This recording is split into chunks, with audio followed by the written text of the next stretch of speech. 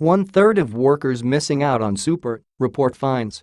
Nearly 1 in 3 workers are being dudded an average of $1,500 a year by employers failing to pay compulsory superannuation, a new report claims. Under the law, employers must contribute 9.5% into the superannuation account of every worker over the age of 18 and earning more than $450 a month. But according to the analysis of ATO and ABS data conducted by Industries Super Australia and Cbus, around 2.4 million workers missed out on $3.6 billion in payments in 2013-14. That equates to $1,489, or almost 4 months of super for the average worker. Younger workers, low-income earners and workers in the construction, hospitality and cleaning industries were most likely to miss out, and small and medium-sized businesses were the most likely to be the culprits. We have stories of workers who've put faith in the system, only to discover months later that their super, including extra voluntary contributions, has not been paid into their accounts and is lost completely when companies move into liquidation, Cbus chairman Steve Brack said. It is not unusual to hear from members who have lodged a complaint with the ATO still waiting for answers, let alone their money, years afterwards. One has told us he was advised recovery of unpaid super may take up to 10 to 20 years. The lost super came from 2 components. The underpayment of super for paid employees and SHEM contractors, estimated at $2.8 billion, and unpaid superannuation for workers in the cash economy, adding another $800 million. The report estimates that without action, unpaid super and lost earnings will reach $66 billion by 2024. It is disturbing that nearly 1/3 of workers eligible for superannuation are being shortchanged, Industries Super Australia Chief Executive David Whiteley said. The implications are wider than the individual.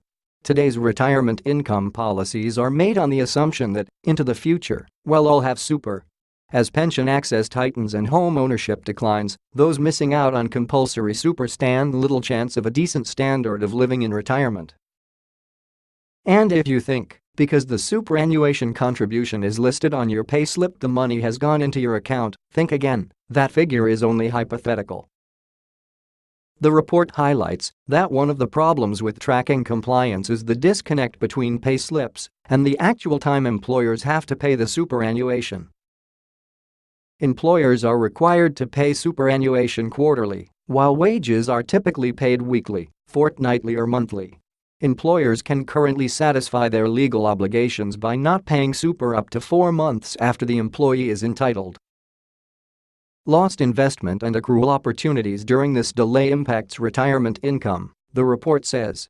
While a 3-month and 30-day grace period for payment may have been normal practice 25 years ago, in this day and age a 4-month delay in payment of SG entitlements is unacceptable. The report also warns that the problem is likely to be worse than its conservative estimates. Currently, if an employee makes voluntary contributions to their super under a salary sacrifice agreement, in the belief they are increasing their super over and above the 9.5%, a loophole allows the employer to count this towards their superannuation guarantee obligations. While the majority of employers provide genuine salary sacrifice arrangements, some do not.